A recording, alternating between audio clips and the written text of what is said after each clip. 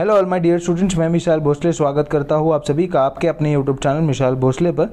आज के इस वीडियो में हम लोग पढ़ने वाले हैं अकाउंट्स यानी कि बीके का सेकंड चैप्टर। ये चैप्टर बहुत ही इंपॉर्टेंट है, दैट इज़ एनपीओ। और इसका हम लोग सॉल्व एग्जाम्पल यानी इलस्ट्रेशन 15 हम लोग करेंगे, जो कि आपको दिया गया है पेज नंबर 100 पर। और ये क्वेश्चन बहुत ही इंपॉर्टेंट है क्योंकि इसमें बहुत सारे नए नए एडजस्टमेंट है जिसमें आप लोग को हो सकता है बहुत सारे कन्फ्यूजन होंगे, लेकिन बिल्कुल मैं आपको गारंटी देता हूँ अगर मेरे वीडियो को आप आखिर तक देखेंगे तो बिल्कुल आपको 0% डाउट होगा, यानी आपको ज़ीरो डाउट होगा, कुछ भी डाउट नहीं होगा। ठीक है, इतने बारीकी से और इतने डिटेल में इन डेप्थ में सिखाऊंगा, हर चीज़ें आपको एक्सप्लेन करूंगा। ठीक है, और एक और ज़रूरी चीज़, मैंने बहुत सारे वीडियोस जो है मैंने बनाए हुए, how to pass in accounts, how to pass in SP, how to pass in eco, how to pass in OC, और आप कैसे मैं पार्टनरशिप फाइनल अकाउंट पर भी वीडियोस बनाए, एडमिशन पर भी, रिटायरमेंट पर भी, डेथ पे और डिसोल्यूशन पर भी मैंने बहुत सारे वीडियोस बनाए हुए। तो बिल्कुल मैंने लिंक जो है उन वीडियोस के डिस्क्रिप्शन में ऐड कर दिए, तो उन वीडियोस को भी आप जाकर देख सकते हैं। ठीक है, तो ज़्यादा समय न लेते हुए इस वीडियो को शुरुआत करते हैं। सबसे पहले क्वेश्चन रीड करेंगे जो आपको दिया गया है। This is question number 15 which is given on page number 100। और ये बहुत ही इंपॉर्टेंट क्वेश्चन है क्योंकि इसमें बहुत सारे अलग अलग एडजस्टमेंट है। ठीक है, चलो फिर से शुरू करते हैं।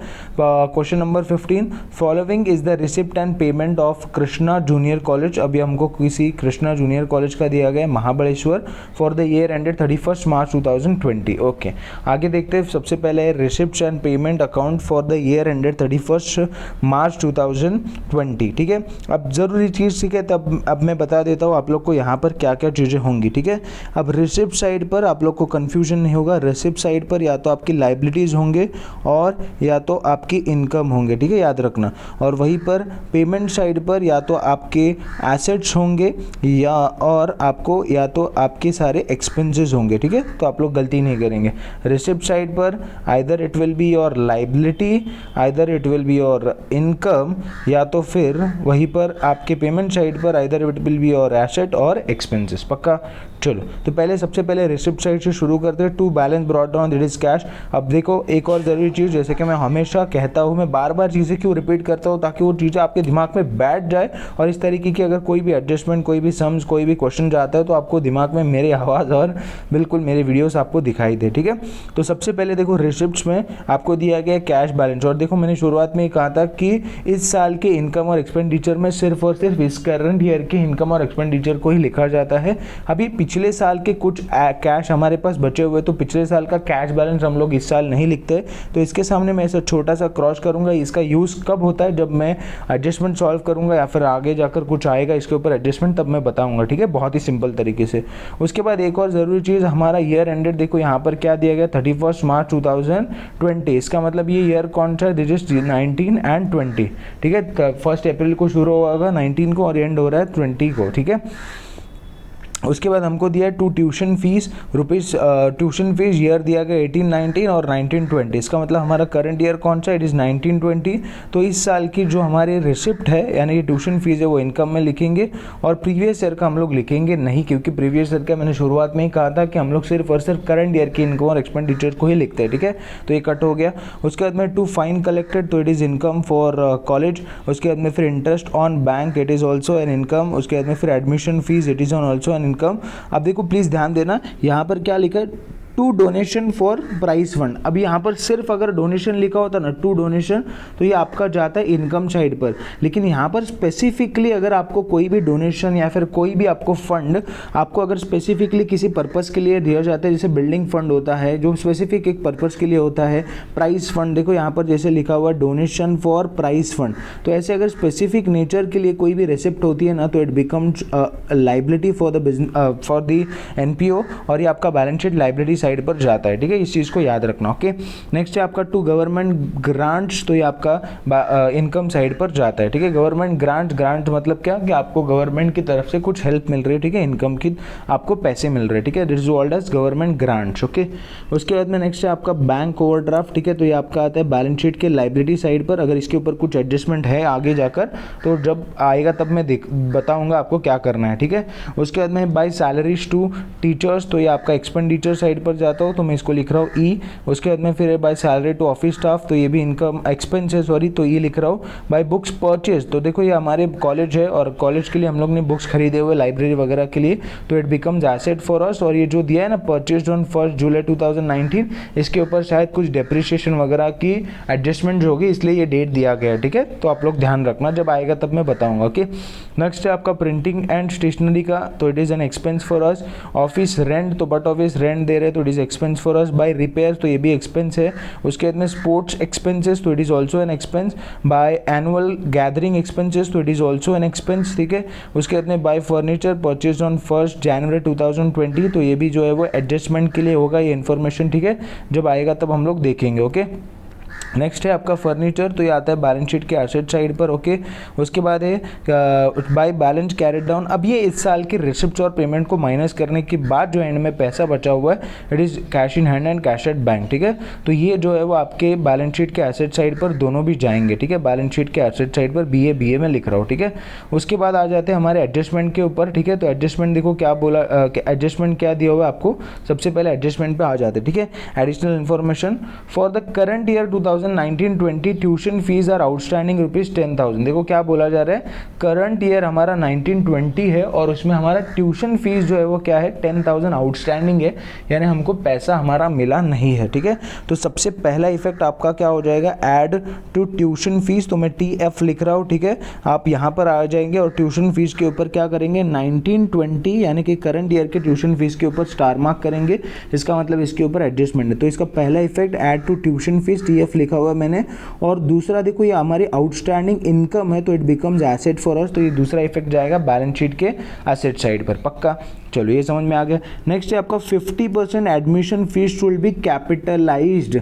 इसका मतलब आ जाते हैं यहाँ पर एडमिशन फीस को पहले तो स्टार मार्क कर लेते हैं और फिर देखेंगे एडजस्टमेंट हमको क्या बोल रहा है, ठीक है। 50% admission fees should be capitalised, इसका मतलब 50% जो है वो हमको क्या करना है, एडमिशन फीस कैपिटलाइज करना है, यानी कैपिटल फंड में इसको ऐड करना है, ठीक है। तो पहला माइनस करूंगा मैं, माइनस फ्रॉम एडमिशन फीस, ठीक है। तो आप लोग इसको समझ लेना, ठीक है। ADF फीस में लिख रहा हूँ, ठीक है, एडमिशन फीस। और दूसरा इफेक्ट इसका जाता है आपको ऐड टू कैपिटल फंड, ठीक है। तो मैं कैपिटल फंड यहाँ पर लिख रहा हूँ, ठीक है, ऐड टू कैपिटल फंड, पक्का। चलो ये समझ में आ गया। नेक्स्ट है आपका क्या, outstanding salary to teachers at ₹12,000। तो सबसे पहले आएंगे यहाँ पर आउटस्टैंडिंग सैलरी ऑफ टीचर्स, तो यहाँ पर आके एक छोटा सा स्टार मार्क करेंगे। अब इसके इफेक्ट देखो, यहाँ पर आउटस्टैंडिंग हमारी इनकम थी ट्यूशन फीस, अब यहाँ पर आउटस्टैंडिंग हमारी सैलरी टू टीचर्स, ये हमारे लिए एक्सपेंस है, तो बट ऑब्वियस ये पहला तो ऐड हो जाएगा सैलरी टू टीचर्स में, ठीक है। सैलरी टू टीचर्स में यहाँ पर लिख रहा हूँ सैलरी टू टीचर्स, और दूसरा आपका ये क्या बन जाएगा, आपके लिए बैलेंस शीट लाइब्रेरी साइड पर ही जाएगा, ठीक है, सिंपल। उसके बाद में डेप्रिसिएशन बुक @10% और फर्नीचर @15%। देखो मैंने कहा था ना, ये इन्फॉर्मेशन जो है वो अगर इसके ऊपर कुछ डेप्रिसिएशन वगैरह का एडजस्टमेंट आता है तो वो उसके लिए होगा, ठीक है। तो ये जो हम लोग का इन्फॉर्मेशन फॉर परचेज ऑन 1 जनवरी और परचेज ऑन 1 जुलाई 2019 तब काम आएगा, ठीक है। अब डेप्रिसिएशन के दो इफेक्ट हम लोग लिख देते हैं। सबसे पहला तो आपका एक्सपेंडिचर साइड पर आएगा पहला इफेक्ट, और दूसरा जो है वो minus from balance sheet asset side, ठीक है। फर्नीचर का फर्नीचर में से डेप्रिसिएशन माइनस करेंगे और बुक्स का बुक्स में से डेप्रिसिएशन माइनस करेंगे, ठीक है, पक्का। दोनों के भी इफेक्ट सेम है, बताऊंगा कैसे इसको कैलकुलेट किया जाता है, बहुत ही आसान है, ठीक है, डोंट वरी।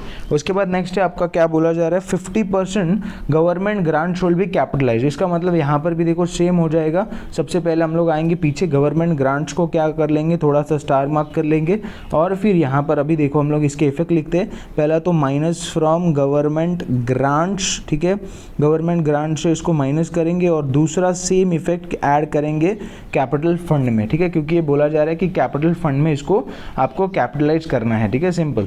उसके बाद में 6th आपको देखो क्या बोल रहे हैं, एसेट्स एंड लाइब्रेरीज ऑन 1 अप्रैल 19। इसका मतलब ये क्या दिया गया है, कुछ ओपनिंग आपको बैलेंसेस दिए हुए हैं साल के शुरुआत में, आपके पास कुछ एसेट्स और लाइब्रेरीज के बैलेंसेस दिए हुए हैं। इसका मतलब समझ जाने का, अगर आपको कुछ पिछले साल के बैलेंसेस दिए हुए हैं तो शायद से हो सकता है ये आपको कैपिटल फंड के अमाउंट ढूंढने के लिए ये बैलेंसेस दिए हो, ठीक है।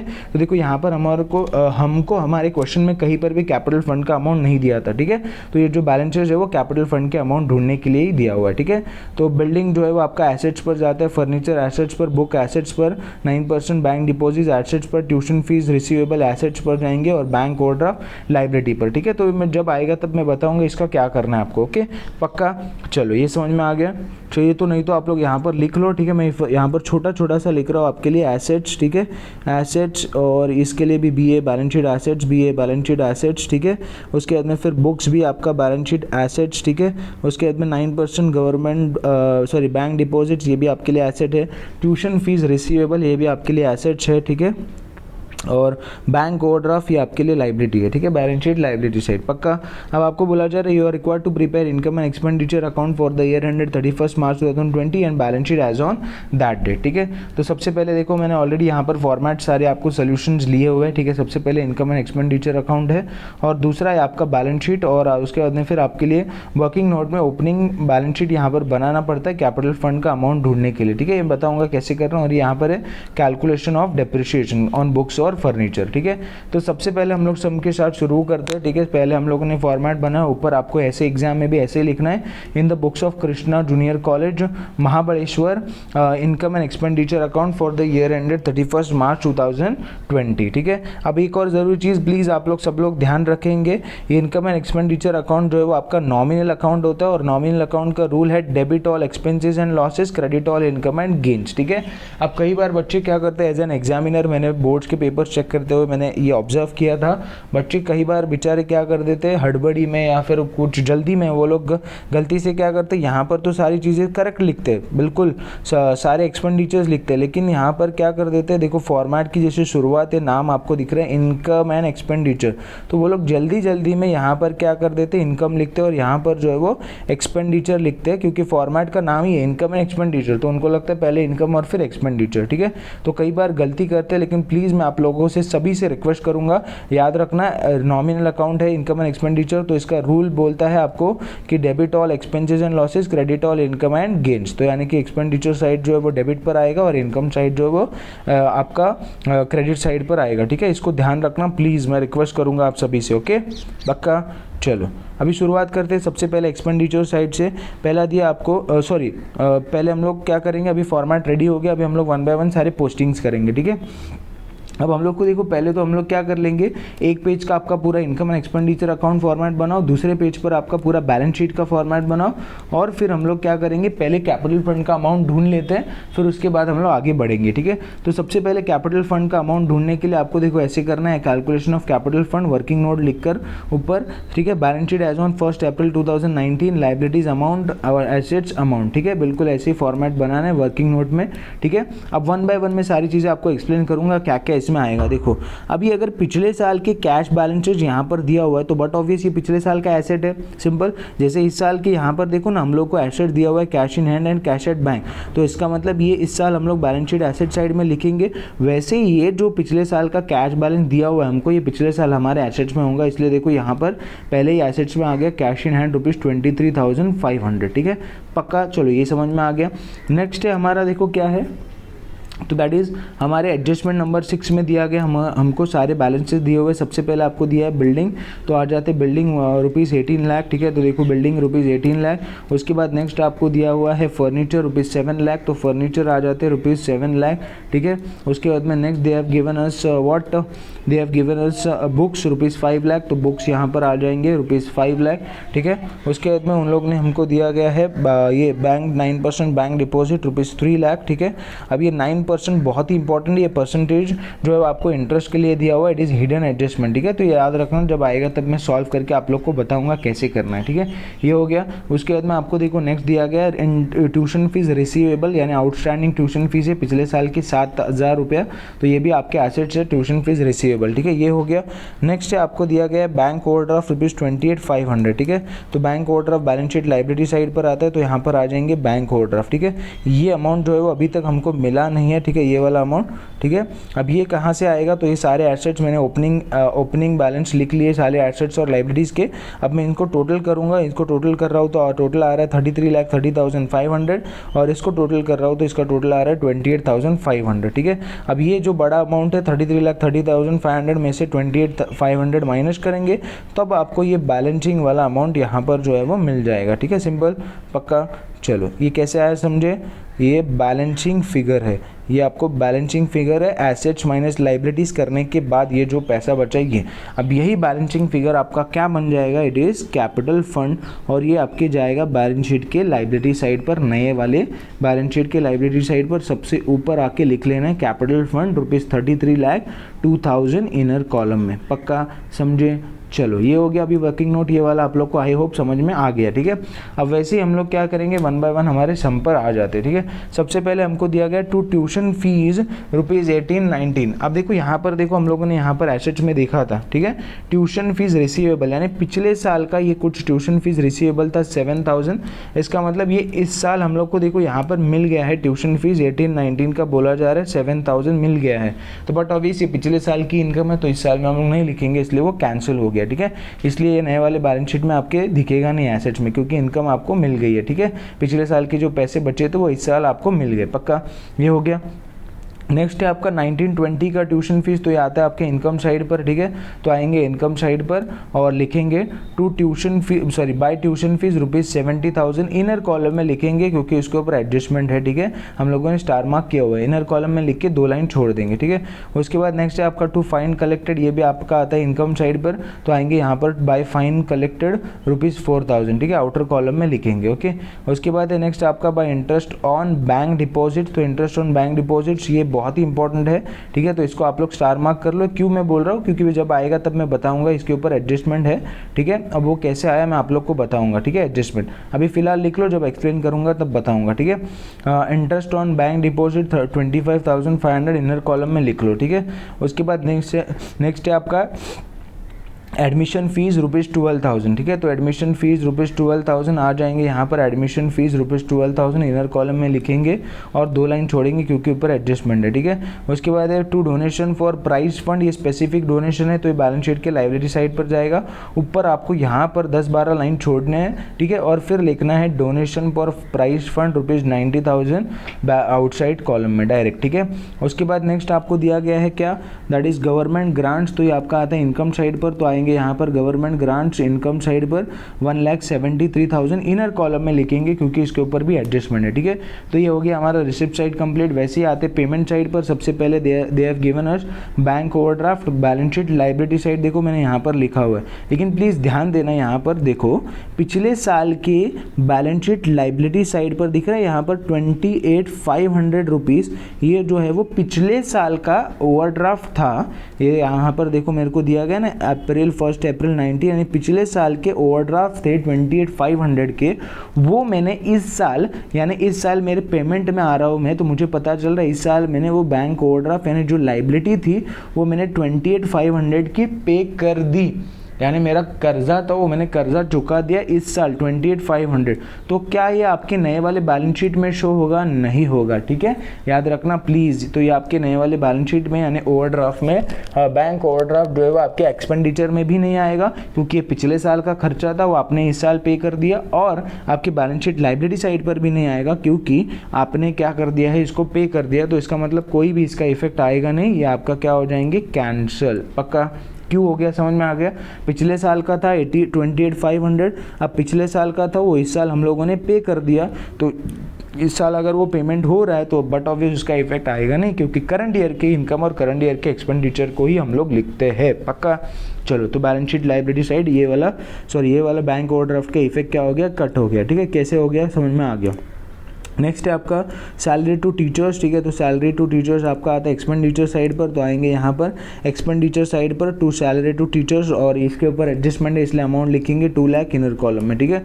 उसके बाद नेक्स्ट है आपका क्या, सैलरी टू ऑफिस स्टाफ ₹40,000, तो आएंगे एक्सपेंडिचर साइड पर 2 लाइन छोड़ेंगे और फिर लिखेंगे सैलरी टू ऑफिस स्टाफ ₹40,000, ठीक है, इनर कॉलम में। उसके बाद है नेक्स्ट आपका बुक्स परचेज ऑन 1 जुलाई 2019 60,000 के, ठीक है। अब देखो पहले तो आपके ये जो ओपनिंग बैलेंस है ना उनको सारे लिख लेने का, ठीक है। कैश इन हैंड ये तो नहीं आएगा क्योंकि पिछले साल का है, तो ये कैंसिल हो गया। ट्यूशन फीस रिसीवेबल ये भी हमारा पिछले साल का इनकम था वो मिल गया। अब बिल्डिंग है 18 लाख, तो ये आपका बैलेंस शीट के एसेट साइड पर आएगा 18 लाख, पहले यहाँ पर आके लिख लेने का 18 लाख, ठीक है, ये हो गया। नेक्स्ट है आपके पास क्या, फर्नीचर, तो फर्नीचर यहाँ पर आके लिख लेने का बैलेंस शीट एसेट साइड पर, फर्नीचर ₹7 लाख, ठीक है।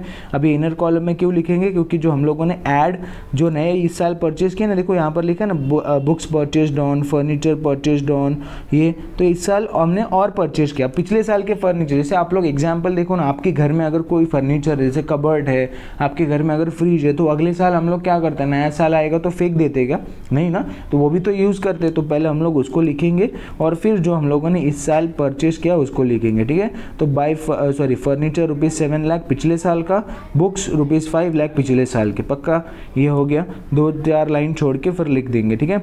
नेक्स्ट है आपका क्या, बुक्स परचेज ऑन 1 जुलाई 2019 60,000, ठीक है, तो उसमें ऐड हो जाएगा, ठीक है। देखो पहले तो मैंने बुक्स लिखा था यहाँ पर मैंने बुक्स लिखा था 5 लाख, अब उसमें ऐड करूँगा, ऐड परचेज ₹60,000, तो ये दोनों मिला के मेरे बुक्स टोटल हो गए 5,60,000। समझ में आ गए कैसे आया, पक्का। चलो ये हो गया।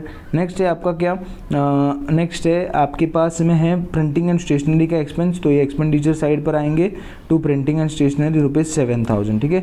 नेक्स्ट है आपका ऑफिस रेंट कितना है, ₹6,000, तो ऑफिस रेंट आएंगे ₹6,000, यहाँ पर लिखेंगे एक्सपेंडिचर साइड पर, ठीक है।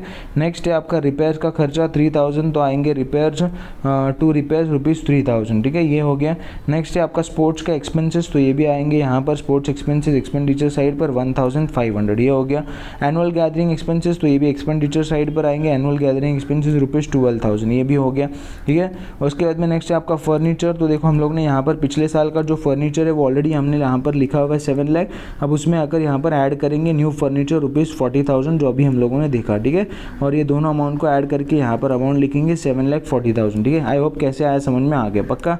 चलो ये हो गया। उसके बाद में बैलेंस, तो कैश इन हैंड और कैश एट बैंक, तो इस साल के कैश इन हैंड और कैश एट बैंक है, तो ये बैलेंस शीट एसेट साइड पर आते हैं, ठीक है, पक्का। चलो समझ में आ गया। कैश इन हैंड ₹200 और कैश एट बैंक ₹6,800, पक्का। चलो ये भी हो गया। नेक्स्ट आपका क्या है, देखो ये तो सारे हो गए, अभी पोस्टिंग हो गए, बात है एडजस्टमेंट के ऊपर। क्या बोला जा रहा है पहले, for the current year 2019-20 tuition fees are outstanding ₹10,000। इसका मतलब क्या बोल रहे हैं कि इस साल के आपके करंट ईयर के ट्यूशन फीस कुछ 10,000 रुपये आना बाकी है। तो सबसे पहला इफेक्ट हम लोगों ने क्या लिखा था यहाँ पर, ऐड टू ट्यूशन फीस, तो ट्यूशन फीस में इसको ऐड करेंगे, ठीक है। तो चलो ट्यूशन फीस हम लोग ने यहाँ पर ऑलरेडी लिखा हुआ है, ठीक है, 70,000, उसमें आके ऐड आउटस्टैंडिंग ट्यूशन फीस ₹10,000, ठीक है, इसको ऐड करेंगे 70,000 प्लस 10,000 80,000 रुपीज़, ये आ गया, ठीक है। अब इसका दूसरा इफेक्ट हम लोगों ने कहाँ पर लिखा था, बैलेंस शीट एसेट साइड पर, तो आएंगे बैलेंस शीट के एसेट साइड पर और यहाँ पर लिखेंगे आउटस्टैंडिंग ट्यूशन फीस ₹10,000। अब ये लोग ने ऊपर लिखा है, आप लोग अगर नीचे लिखते हैं कैश इन हैंड या फिर कैश एट बैंक के नीचे तो भी कोई प्रॉब्लम नहीं, चल जाएगा, ठीक है। आउटस्टैंडिंग ट्यूशन फीस ₹10,000, ठीक है। तो पहला एडजस्टमेंट हमारा हो गया कंप्लीट, पक्का। नेक्स्ट है आपका second adjustment, 50% of admission fees are to be capitalise, ठीक है। अब देखो 50% एडमिशन फीस का आपको बोला जा रहा है कैपिटलाइज करने बोल रहे, ठीक है। तो सबसे पहले एडमिशन फीस आपका कितना है, देखो यहाँ पर 12,000 है, उसका 50%, आई होप आप सबको पता होगा, उसका 50% मतलब उसका आधा अमाउंट, यानी 12,000 का आधा हमको पता है 6,000, तो कैलकुलेट करते बैठने की ज़रूरत नहीं। 12,000 का आधा 50% मतलब उसका आधा अमाउंट 6,000 हमको पता है। यहाँ पर लिखेंगे लेस 50% कैपिटलाइज ₹6,000, तो 12,000 माइनस 6,000 इज 6,000, ठीक है। अब इसका ये पहला इफेक्ट हो गया माइनस फ्रॉम एडमिशन फीस। दूसरा इफेक्ट क्या है, ऐड टू कैपिटल फंड, तो आएंगे यहाँ पर कैपिटल फंड में, ठीक है, जो हम लोग ने यहाँ पर ऑलरेडी लिखा है बैलेंस शीट के लाइब्रेरी साइड पर सबसे ऊपर, उसमें ऐड करेंगे ऐड 50% एडमिशन फीस ₹6,000, ठीक है, समझ में आ गया, पक्का। चलो ये भी हमारा सेकंड एडजस्टमेंट हो गया। थर्ड एडजस्टमेंट देखो क्या बोला जा रहा है, outstanding salary to teachers are ₹12,000, यानी सैलरी हमने पे करना बाकी है, आउटस्टैंडिंग है टीचर्स को ₹12,000, ठीक है। तो बट ऑब्वियस इसका पहला इफेक्ट मैंने बताया आपको, ऐड टू सैलरी, इस साल के सैलरी में इसको ऐड करेंगे तो एक्सपेंडिचर साइड पर आ जाएंगे। देखो हमने यहाँ पर ऑलरेडी लिखा है टू टीचर्स को सैलरी ₹2 लाख, तो उसमें ऐड करेंगे add outstanding salary to teachers ₹12,000, तो 2 लाख प्लस 12,000 आ गया आपका 2,12,000 रुपीज़, ठीक है, पक्का। चलो ये आ गया समझ में।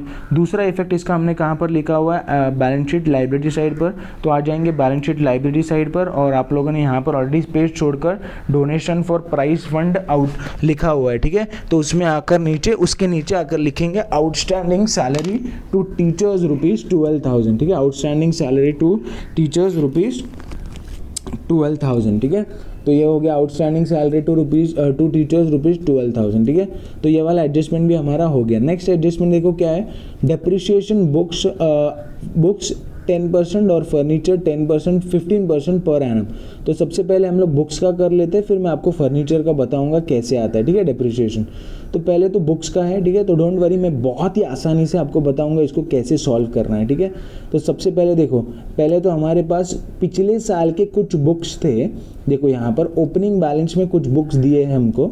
यहाँ पर पिछले साल 1 अप्रैल 19 पर हमारे पास कुछ ऑलरेडी पिछले साल के बुक्स भी थे। देखो यहाँ पर 5 लाख रुपीज़ पिछले साल के थे, बराबर 5 लाख पिछले साल के थे। तो और हमने इस साल और यहाँ पर भी परचेज किए हुए, यहाँ पर दिख रहा है आपको, बाय बुक्स परचेज ऑन 1 जुलाई 2019, यहाँ पर 60,000 के और बुक्स परचेज किए। ओके, तो अभी यहाँ पर इसके ऊपर हमको बोला जा रहा है आपको कैलकुलेट करना है 10% डिप्रिसिएशन, ठीक है। तो आ जाते हैं 10% डिप्रिसिएशन कैसे कैलकुलेट करते हैं, ठीक है। तो आप लोग वर्किंग नोट में लिखेंगे calculation of depreciation on books 10% on 5 lakh, यानी देखो 5 लाख का आपका 10% आपको कैलकुलेट करना है, ठीक है, सिंपल। तो 5 लाख का 10% आपका आ गया अमाउंट 50,000 रुपीज़ बाहर, ठीक है। 5 लाख का 10% 50,000 रुपीज़ बाहर आ गया, ठीक है। ये कैसे आया, आई होप आपको समझ में आ गया, ठीक है। चलिए तो मैं फिर से लिखता हूँ आप लोगों के लिए, ठीक है। 5 लाख का 50%, सॉरी 10%, 5 लाख का 10% आपका आ गया 5 लाख का आपका 10%, ओके। 5 लाख का 10% आपका आ गया 50,000 रुपीज़, ओके, पक्का। चलो ये वाला तो समझ में आ गया। अब लेकिन यहाँ पर कुछ ट्विस्ट है, दैट इज़ व्हाट, कि आपको देखो यहाँ पर जो नए फर्नीचर हम लोगों ने जो नए बुक्स हम लोगों ने खरीदे 60,000 के, वहाँ पर बोला था कि हमने कब खरीदे। देखो यहाँ पर डेट दिया है 1 जुलाई 2019 को हमने परचेज किया। इसका मतलब क्या है कि ये जो दिया गया है एडजस्टमेंट है, आपको 10% जो है वो 60,000 के ऊपर जो कैलकुलेट करने बोला है, उसका मतलब क्या हो जाएगा, 60,000 आपने जो फर्नीचर परचेज किए उसका 10% अब आ गया आपको 6,000 रुपीज़। लेकिन जो 6,000 आपको आया 10% वो पूरे 12 महीने का है। हमको चाहिए सिर्फ जुलाई से, यानी कितने महीने का आएगा, 9 मंथ्स का। जुलाई, अगस्त, सितंबर, अक्टूबर, मैं यहाँ पर लिखता हूँ आप लोगों के लिए, जुलाई, अगस्त, सितंबर, अक्टूबर, नवंबर, दिसंबर, जनवरी, फरवरी एंड मार्च। 1 2 3 4 5 6 7 8 9। ये समझ में आ गया कितने मंथ का डिप्रिसिएशन आएगा, सिर्फ 9 मंथ का। क्यों, क्योंकि जुलाई को अगर मैंने इन चीज़ों को ख़रीदा हुआ है, इन बुक्स को, तो इसके पहले का मैं डिप्रिसिएशन ले सकता हूँ क्या, नहीं ना। तो 9 मंथ का ही डिप्रिसिएशन आएगा। तो ये 9 मंथ का आपको डिप्रिसिएशन आ गया, ठीक है। तो इसको क्या करेंगे, क्रॉस मल्टीप्लाई करेंगे। तो 6,000 मैं यहाँ पर पीछे आप लोग के लिए नए वाले स्लाइड पर एक तो चाहिए तो आपके लिए करता हूँ, ठीक है। 6,000 इंटू आपका 9 मंथ डिवाइड बाय 12, 3 3 जा 9, 3 4 जा 12, 4 1 जा 4 1 जा 2 यहाँ पर बचे, 4 5 जा 20, 1 2 यानी 1500 इंटू 2 यानी 15 3 जा इज़ 45 और 2 0 यानी 4,500 आपके आ गए फॉर 6 मंथ, फॉर 9 मंथ, पक्का। तो यहाँ आ गया देखो 4,500 रुपीज़, ओके। यानी डिप्रिसिएशन 50,000 पूरे 5 लाख के ऊपर और 60,000 के ऊपर 10% 6,000 फॉर 9 मंथ, तो 4,500, यानी दोनों मिला के टोटल बुक्स का डिप्रिसिएशन कितना हो गया, 54,500 रुपीज़ हो गया, पक्का, ठीक है। तो आई होप ये समझ में आ गया। नहीं समझ में आया तो डोंट वरी, हम लोग फर्नीचर पर कैलकुलेट करेंगे, तब आपको सेम है तो आपको समझ में आ जाएगा, ठीक है। अब इसका पहला इफेक्ट मैंने क्या किया हुआ, ऐड, पहला तो एक्सपेंडिचर में आप लोग शो करेंगे और दूसरा minus from balance sheet asset side, ठीक है।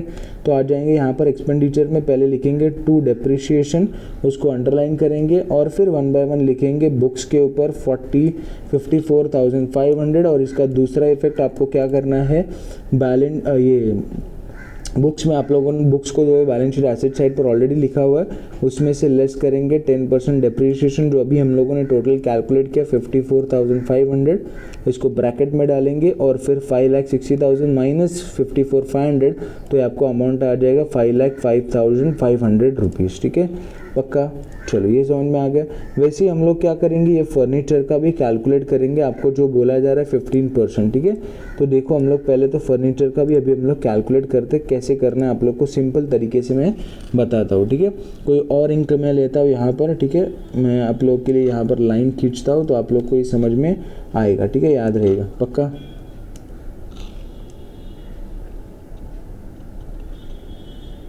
इसका मतलब ये ऊपर बुक्स का है और उसके नीचे जो है वो फर्नीचर का है, ठीक है।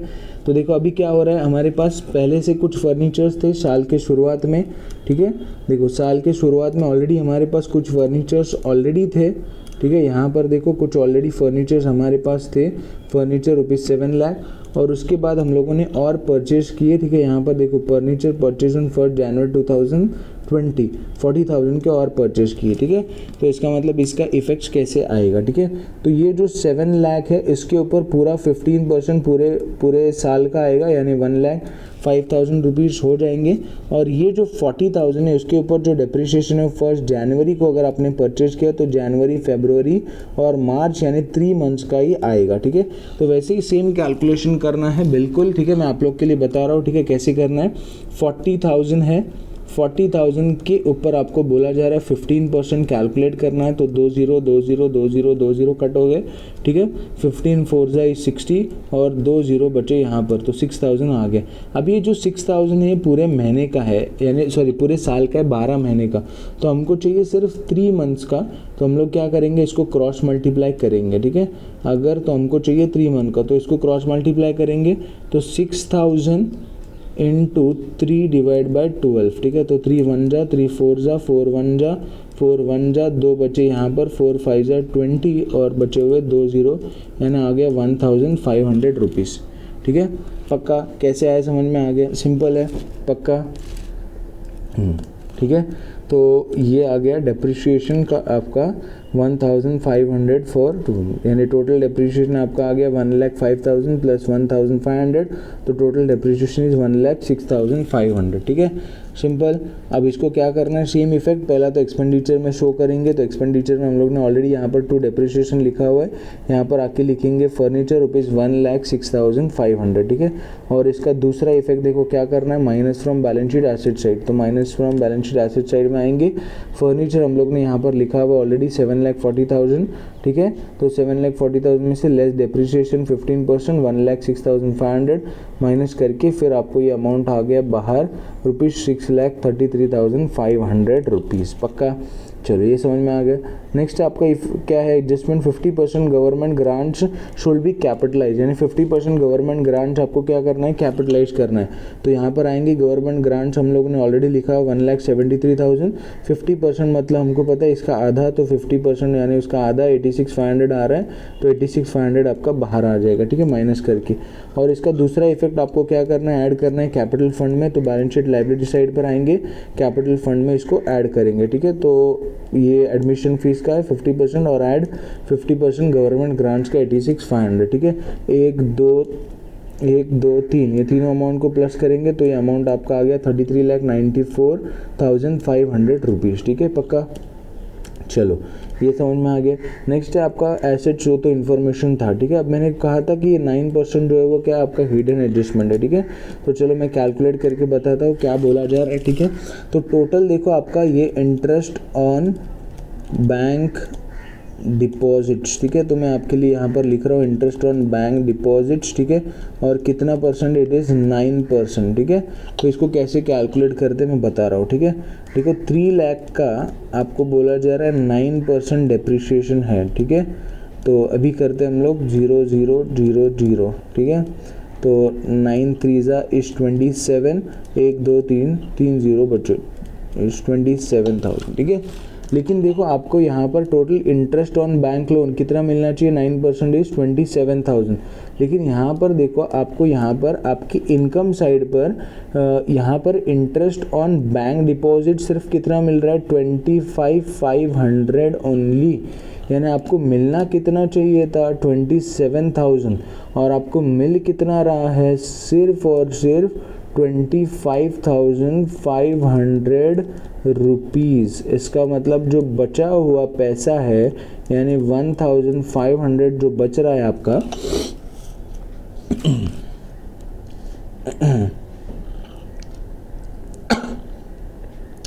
1,500 जो आपका बच रहा है, it is what, outstanding interest on bank loan. अब इसके दो इफेक्ट आ जाएंगे आपके। पहले तो आप लोग क्या करेंगे, ऐड करेंगे इसको इंटरेस्ट ऑन बैंक डिपॉजिट्स में, और दूसरा आपका इफेक्ट आएगा बैलेंस शीट के एसेट साइड पर, इसको लिखेंगे, ठीक है, बैलेंस शीट के एसेट साइड पर। पक्का क्यों आएगा एसेट पर, क्योंकि आपकी इनकम है ना, आपने बैंक डिपॉजिट, आपने पैसे बैंक में डिपॉजिट किए हुए, उसके ऊपर आपका इंटरेस्ट मिला नहीं है, तो इट बिकम्स व्हाट, आपके लिए ये एसेट्स बन जाते हैं, इंटरेस्ट, राइट। तो पहला तो इफेक्ट हम लोग ऐड करेंगे इंटरेस्ट में, तो आ जाते हैं, देखो यहाँ पर इंटरेस्ट ऑन बैंक डिपॉजिट मैंने कहा था 25,500 इनर कॉलम में लिखो, ऐड आउटस्टैंडिंग 1,500, तो ये दोनों को प्लस के अमाउंट आ गया 27,000 बाहर, ठीक है। उसके बाद नेक्स्ट आपका इफेक्ट आ जाता है कहाँ पर, तो आउटस्टैंडिंग इंटरेस्ट, देखो यहाँ पर हम लोगों ने बैंक डिपॉजिट लिखा था 3 लाख, फिर उसमें ऐड करेंगे आउटस्टैंडिंग इंटरेस्ट ₹1,500, तो इसको दोनों को प्लस किया, 3,01,500 बाहर आ गया, ठीक है। अब सारे एडजस्टमेंट हमारे कंप्लीट हो गए, पक्का समझ में आ गया सबको, यस, ठीक है। देखो यहाँ पर इंटरेस्ट, ओके, 3 लाख और ये 25,000, ये मैंने जो पीछे आपको कैलकुलेशन करके दिखाया वही है यहाँ पर लिखा हुआ, पक्का। चलो अब सब कुछ हो गया। अब हम लोग क्या करेंगे, पहले सारे अकाउंट्स को क्लोज करेंगे, ठीक है। अब ये सब में जो है वो आपको क्या आ रहा है, डेफिशिएट आ रहा है, ठीक है। ये सब में आपको जो है वो डेफिशिएट आ रहा है, ठीक है। अगर हम लोग इन सबको टोटल करते हैं तो एक्सपेंडिचर साइड आपका आ रहा है 4,42,500, और इन सबको अगर प्लस करते हैं तो यहाँ तक अभी तक ये अमाउंट आपको मिला नहीं, यहाँ तक अमाउंट आ रहा है आपका 2,03,500 रुपीज़, ठीक है, 2,03,500 रुपीज़। लेकिन देखो हमारे एक्सपेंडिचर साइड बढ़ा है, तो यही सेम टोटल हम लोग यहाँ पर भी लिखेंगे, और फिर एक्सपेंडिचर माइनस इनकम करेंगे, तो आपको पता चल रहा है ये वाले सम में हमको क्या मिल रहा है, डेफिशिएट मिल रहा है, यानी मेरे खर्चे ज़्यादा है, मेरे एक्सपेंडिचर ज़्यादा है as compare to my income, ठीक है। तो देखो यहाँ पर आपको बैलेंसिंग अमाउंट यहाँ पर मिल गया 2,23,039,000, ये लिखा है excess of expenditure over income, यानी एक्सपेंडिचर ज़्यादा है और आपकी इनकम कम है, तो इसको हम लोग क्या बोलते हैं, डेफिशिएट, ठीक है। तो ये डेफिशिएट को आपको क्या करना होता है, बैलेंस शीट कैपिटल फंड में से इसको माइनस करना होता है, ठीक है। अगर आपके लिए सरप्लस आता है तो उसको ऐड करते हैं, और डेफिशिएट आता है तो माइनस करते हैं, ठीक है। तो 33,94,500 माइनस लेस डेफिशिएट 2,39,000, इसको माइनस किया, आपका अमाउंट आ गया 31,55,500, ओके। अब इन सबको प्लस किया, आपका सम हो गया बिल्कुल टैली, और सम टैली हो गया, इसका मतलब आपको मिल गए पूरे 12 के 12 मार्क्स, ठीक है।